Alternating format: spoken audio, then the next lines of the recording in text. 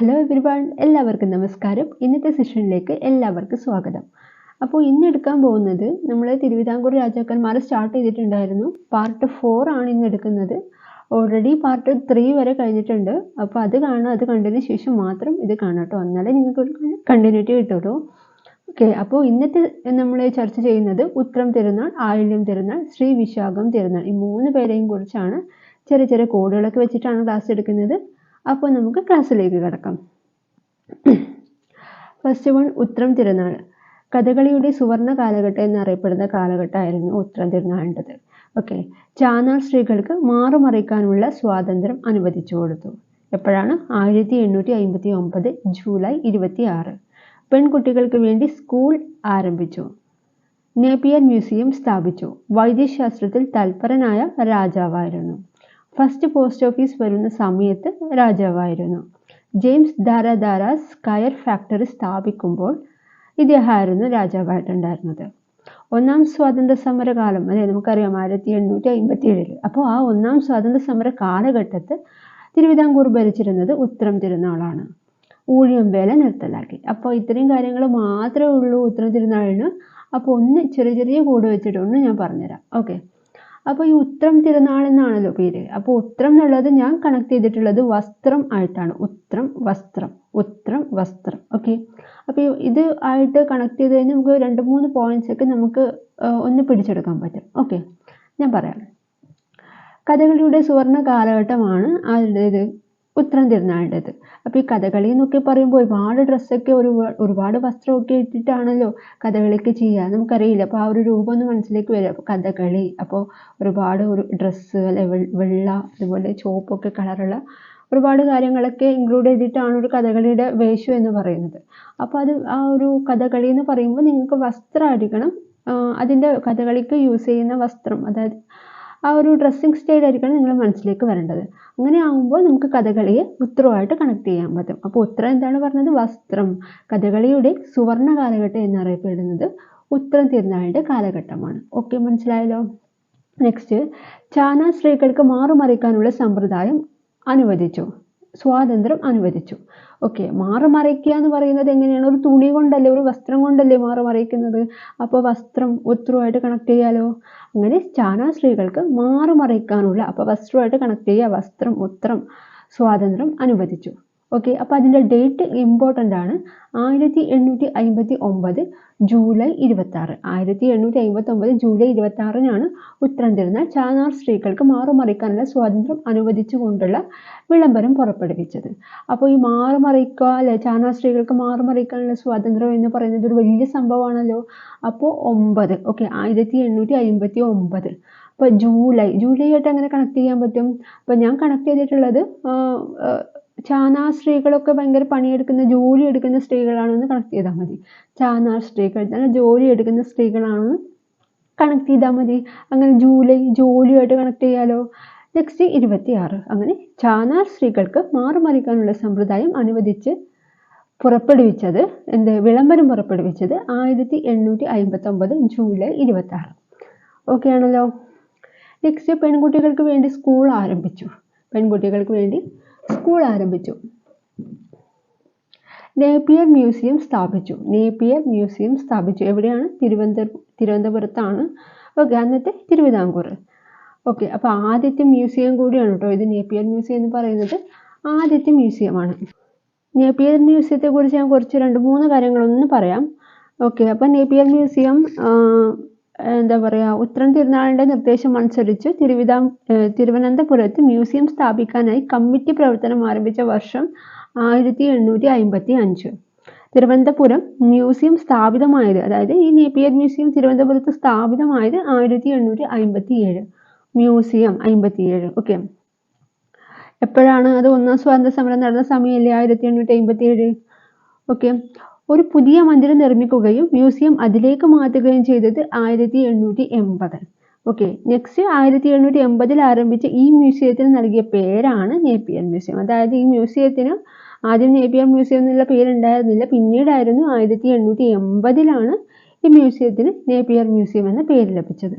Okay, ഇത്രയും കാര്യങ്ങൾ ഒന്ന് ജസ്റ്റ് കേട്ട് പോവാം കേട്ടോ. ഞാൻ നേപ്പിയർ മ്യൂസിയം പറഞ്ഞുകൊണ്ട് ഓൾറെഡി പറഞ്ഞതാണ്. നെക്സ്റ്റ് ജെയിംസ് ഡാരാദാസ് കയർ ഫാക്ടറി സ്ഥാപിക്കുമ്പോൾ ജെയിംസ് ഡാറാഡാറാസ് ആണ് മെയിൽ കയർ ഫാക്ടറി സ്ഥാപിക്കുമ്പോൾ തിരുവനന്തപുരത്ത് ഭരണാധികാരിയായിരുന്നത് ഇദ്ദേഹമായിരുന്നു. നെക്സ്റ്റ് തിരുവനന്തപുരത്തെ നേപ്പിയർ മ്യൂസിയം സ്ഥാപിച്ച ഭരണാധികാരി നമ്മൾ പറഞ്ഞു. വൈദ്യശാസ്ത്രത്തിൽ തൽപരനായിട്ടുള്ള തിരുവിതാംകൂർ രാജാവായിരുന്നു. വൈദ്യശാസ്ത്രത്തിൽ തൽപരനായിട്ടുള്ള തിരുവിതാംകൂർ രാജാവ് കൂടിയായിരുന്നു ആര്? നമ്മുടെ ഉത്രം തിരുനാൾ. Okay. Next first post office വരുന്ന സമയത്ത് തിരുവിതാംകൂർ രാജാവായിരുന്നു. ഫസ്റ്റ് പോസ്റ്റ് ഓഫീസ് വരുന്ന സമയത്ത് തിരുവിതാംകൂർ രാജാവായിരുന്നു. ഒന്നാം സ്വാതന്ത്ര്യ സമര കാലത്ത് 1857 ഓക്കെ, ഒന്നാം സ്വാതന്ത്ര്യ സമര കാലത്തും ആരായിരുന്നു? ഉത്രം തിരുനാളായിരുന്നു രാജാവായിട്ടുണ്ടായിരുന്നത്. നെക്സ്റ്റ് ഊഴിയം വേല നിർത്തലാക്കി. ഊഴിയം വേല നിർത്തലാക്കിയത് ആരായിരുന്നു? ഉത്രം തിരുനാളാണ്. അതെങ്ങനെ കണക്ട് ചെയ്യാൻ പറ്റും? ഉത്രമല്ലേ ഉത്രം ഊ, അപ്പോൾ ഊ ആയിട്ട് കണക്ട് ചെയ്യാലോ, ഊഴിയം വേല. അപ്പം അങ്ങനെ നമുക്ക് അത് കണക്ട് ചെയ്യാൻ പറ്റും. ഒന്നുകൂടി വായിക്കാം. ഉത്രം തിരുനാളിൻ്റെ കാര്യങ്ങളാണ്. കഥകളി അല്ലെ, വസ്ത്രം, കഥകളിയുടെ സുവർണ കാലഘട്ടം എന്നറിയപ്പെടുന്നുണ്ട്. ചാനൽ സ്ത്രീകൾക്ക് മാറുമറയ്ക്കാനുള്ള സ്വാതന്ത്ര്യം അനുവദിച്ചു. മാറുമറയ്ക്കാൻ വസ്ത്രം. ഓക്കെ. 1859 ജോലി ചെയ്യുന്ന സ്ത്രീകളാണ്. അപ്പോൾ ജൂലൈ 26. നെക്സ്റ്റ് പെൺകുട്ടികൾക്ക് വേണ്ടി സ്കൂൾ ആരംഭിച്ചു. പെൺകുട്ടികൾക്ക് വേണ്ടി എന്താണ്? സ്കൂൾ ആരംഭിച്ചു. തിരുവനന്തപുരത്താണ് കേട്ടോ. ഇവർ തിരുവിതാംകൂറിലെ രാജാക്കന്മാരല്ല. അപ്പം ആ ഭാഗത്താണ് ഇവരുടെ കാര്യങ്ങളൊക്കെ നടക്കുക. അപ്പം എവിടെയാണ് പെൺകുട്ടികൾക്ക് വേണ്ടിയുള്ള സ്കൂൾ ആരംഭിച്ചത്? തിരുവിതാംകൂറിൽ തന്നെയാണ്. നെക്സ്റ്റ് നേപ്പിയർ മ്യൂസിയം സ്ഥാപിച്ചു. വൈദ്യശാസ്ത്രത്തിൽ തൽപരനായിരുന്നു.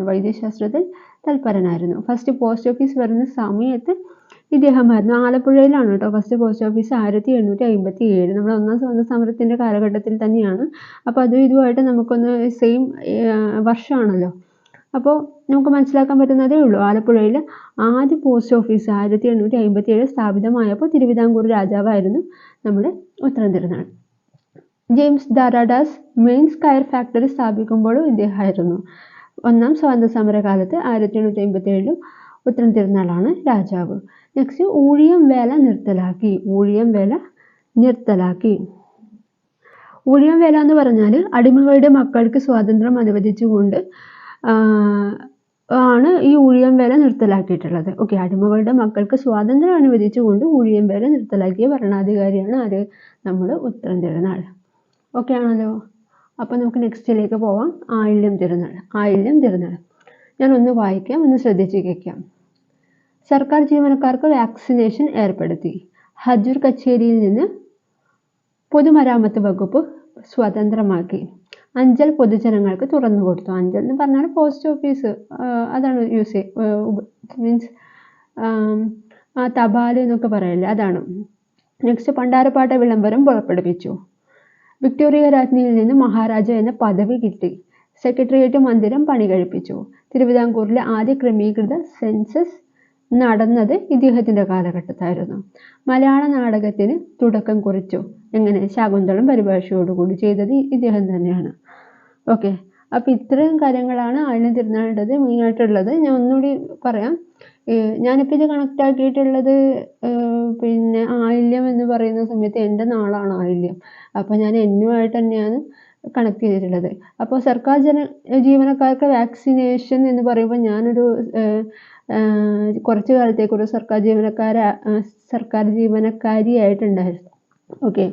അപ്പോൾ ഞാൻ ആശുപത്രിയിലായിരുന്നു വർക്ക് ചെയ്തിട്ടുണ്ടായിരുന്നത്. അപ്പോൾ ഞാൻ അതുമായിട്ടാണ് വാക്സിനേഷൻ ഇതൊക്കെ ആയിട്ടാണ് ഞാൻ കണക്ട് ചെയ്തിട്ടുള്ളത്. സർക്കാർ ജീവനക്കാർക്ക് വാക്സിനേഷൻ, അപ്പം ഞാനാണ് വാക്സിൻ കൊടുക്കുന്നതെന്നുള്ളൊരു കൺസെപ്റ്റിലാണ് ഞാനിത് പഠിച്ചത്. ഓക്കെ. സർക്കാർ ജീവനക്കാർക്ക് വാക്സിനേഷൻ ഏർപ്പെടുത്തി. ഹജൂർ കച്ചേരിയിൽ നിന്ന് പൊതുമരാമത്ത് വകുപ്പ് സ്വതന്ത്രമാക്കി. അഞ്ചൽ പൊതുജനങ്ങൾക്ക് തുറന്നു കൊടുത്തു. അഞ്ചൽ മീൻസ് തപാലാണ് ഉദ്ദേശിക്കുന്നത്. അഞ്ചൽ പൊതുജനങ്ങൾക്ക് തുറന്നു കൊടുക്കുന്ന സമയത്ത് ആരായിരുന്നു? ആയില്യം തിരുനാൾ ആയിരുന്നു. നെക്സ്റ്റ് പണ്ടാരപ്പാട്ട വിളംബരം പുറപ്പെടുവിച്ചു. ഇപ്പോൾ പണ്ടാരപ്പാട്ടൊക്കെ നമുക്ക് ഇമ്പോർട്ടൻ്റ് ആണ് പഠിക്കാൻ വേണ്ടിയിട്ട്. അപ്പോൾ ഇതിൻ്റെയൊക്കെ ഒരു സെക്ഷനായിട്ട് ഞാൻ സെപ്പറേറ്റ് പറയുന്നതായിരിക്കും. ഇതിൻ്റെ വർഷവും കാര്യങ്ങളും എല്ലാം കോഡുകൾ വെച്ചിട്ടായിരിക്കും ക്ലാസ് ഉണ്ടാവുക. ഓക്കെ. നമുക്ക് പിന്നീട് വിശദമായിട്ട് പഠിക്കാം. പണ്ടാരപ്പാട്ട വിളംബരം പുറപ്പെടുവിച്ച സമയത്ത് രാജാവ് ആയില്യം തിരുനാളാണെന്ന് ഇപ്പോൾ മനസ്സിലാക്കി വെക്കുക. ഓക്കെ. അതെങ്ങനെ പിന്നെ മനസ്സിലാക്കാം, ഓർത്ത് വെക്കാം? പണ്ടാരപ്പാട്ട എന്നല്ലേ, പണ്ടാരപ്പാട്ട. ഓക്കെ. അപ്പോൾ ഇത് ഞാൻ കണക്ട് ചെയ്തിട്ടുള്ളത് ആയില്യം തിരുനാൾ എന്നല്ലേ. ആയില്യം അത് നമുക്ക് ആലയാക്കി എടുക്കാം. ഈ പശുവിനൊക്കെ കിട്ടുന്ന ആല. അപ്പോൾ ഈ ആലയിലൊക്കെ പാട്ടയൊക്കെ നമ്മൾ വെക്കുന്നതായിട്ടൊന്ന് കൺസെപ്റ്റ് ചിന്തിക്കുക. ആലയിൽ പാട്ട് വെക്കില്ല, ബക്കറ്റ് പാട്ട. അപ്പം അതുമായിട്ടൊന്ന് ചെറുങ്ങനെ കണക്ട് ചെയ്ത ഒരു ചെറിയ കണക്ഷൻ കിട്ടും.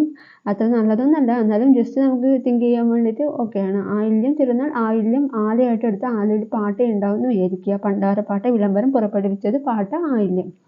വിക്ടോറിയ രാജ്ഞിയിൽ നിന്നും മഹാരാജ എന്ന പദവി കിട്ടി. വിക്ടോറിയ രാജ്ഞിയിൽ നിന്നും മഹാരാജ എന്ന പദവി കിട്ടി. ഓക്കെ, അപ്പോൾ എന്താണ്, വിക്ടോറിയ രാജ്ഞിയിൽ നിന്ന് മഹാരാജ എന്ന പദവി കിട്ടി. നെക്സ്റ്റ്, സെക്രട്ടേറിയറ്റ് മന്ദിരം പണി കഴിപ്പിച്ചു. സെക്രട്ടേറിയറ്റ് മന്ദിരം പണി കഴിപ്പിച്ചു. ഓക്കെ, തിരുവിതാംകൂറിലെ ആദ്യ ക്രമീകൃത സെൻസസ് നടന്നു. ഓക്കെ, തിരുവിതാംകൂറിലെ ആദ്യ ക്രമീകൃത സെൻസസ് നടന്നു. അപ്പോൾ നമ്മൾ നേരത്തെ ഒരു വ്യക്തിയെക്കുറിച്ച് പറഞ്ഞിട്ടുണ്ടായിരുന്നു. ആദ്യമായി സെൻസസ് നടന്ന സമയത്ത് ഇദ്ദേഹമായിരുന്നു എന്ന് പറഞ്ഞിട്ടുണ്ടായിരുന്നു. അപ്പോൾ അതും ഇതും തമ്മിൽ മാറിപ്പോകരുത്.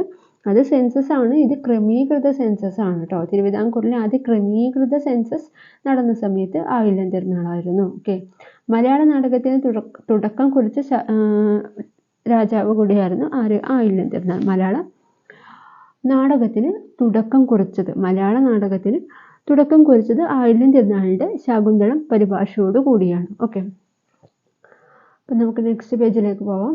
മാതൃകാ രാജ്യ പദവി. ഓക്കെ, എന്താണ് മാതൃകാ രാജ്യ പദവി ലഭിച്ച സമയത്തെ രാജാവ്? ഇവിടെയാണ് തിരുവിതാംകൂറിന് മാതൃകാ രാജ്യ പദവി ലഭിച്ച സമയത്തെ രാജാവ് ആരായിരുന്നു? ആയില്യം തിരുനാൾ ആയിരുന്നു. ആയില്യം തിരുനാൾ. ജന്മി കുടിയാൻ വിളംബരം, നമ്മൾ നേരത്തെ പണ്ടാരപ്പാട്ട വിളംബരം പറഞ്ഞു, അതുപോലെ ഇവിടെ ജന്മി കുടിയാൻ വിളംബരം അറിയപ്പെടുന്ന മറ്റൊരു പേരാണ് കാണപ്പാട്ട വിളംബരം എന്നത്. അത് നടന്ന സമയത്ത് ഇദ്ദേഹമായിരുന്നു രാജാവായിട്ട് ഉണ്ടായിരുന്നത് കേട്ടോ. ഈ ജന്മിയും കുടിയാൻ തമ്മിൽ കാണാൻ പാടില്ല എന്നല്ല ഒരു സിസ്റ്റം ഉണ്ടായിരുന്നത്. അപ്പോൾ അതും കാണപ്പാട്ട വിളംബരമായിട്ടൊന്ന് കണക്ട് ചെയ്താൽ മതി. Next, order of star of India award. Order of star of India award എന്താണ്? 1866 ബ്രിട്ടീഷ് രാജ്ഞി order of star of India award നൽകിയ തിരുവിതാംകൂർ രാജാവായിരുന്നു ആയില്യം തിരുനാൾ. അതുപോലെ ഇദ്ദേഹത്തിൻ്റെ സദസ്സിലെ പ്രമുഖരായിട്ടുള്ള ആൾക്കാരായിരുന്നു AR രാജരാജവർമ്മ, രാജാ രവിവർമ്മ, കേരളവർമ്മ വലിയ കോയിത്തമ്പുരൻ, ഓക്കെ, എന്നിവരായിരുന്നു ഈ ആയില്യം തിരുനാളിൻ്റെ സദസ്സിലെ പ്രമുഖർ. ആരൊക്കെയാണ്? രാജരാജവർമ്മ. നെക്സ്റ്റ്, രണ്ടാമത്തെ ആൾ രാജരവിവർമ്മ. 2 രാജ്യമാണ് കേട്ടോ, രാജരാജവർമ്മയും രാജരവിവർമ്മയും. പിന്നെ കേരളവർമ്മ വലിയ കോയിത്തമ്പുരാൻ. അപ്പോൾ ഇവർ 3 ആൾക്കാരുമാണ് മെയിനായിട്ട് സദസ്സിലെ പ്രമുഖരായിട്ട് അറിയപ്പെടുന്നത്. ഓക്കെ, നെക്സ്റ്റ്, കേരളവർമ്മ വലിയ കോയിത്തമ്പുരാനെ അധ്യക്ഷനാക്കി പാഠപുസ്തക കമ്മിറ്റി രൂപീകരിച്ചത് ആയില്യം തിരുനാളാണ്. ഓക്കെ, അത് കഴിഞ്ഞിട്ട് എന്താ ഉണ്ടായത്? കേരള വലിയ കോയിത്തമ്പുരാനെ ഹരിപ്പാട് തടവിലാക്കിയത് ആരാണ്? ഇദ്ദേഹം തന്നെയാണ്.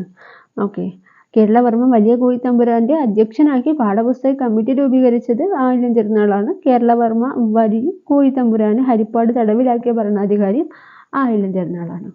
അപ്പോൾ ഇത്രയും കാര്യങ്ങൾ മാത്രമാണ് പഠിക്കാനുള്ളത്.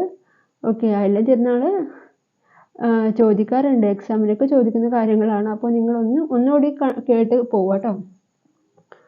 നെക്സ്റ്റ്, ലാസ്റ്റ് വൺ, ശ്രീ വിശാഖം തിരുനാൾ.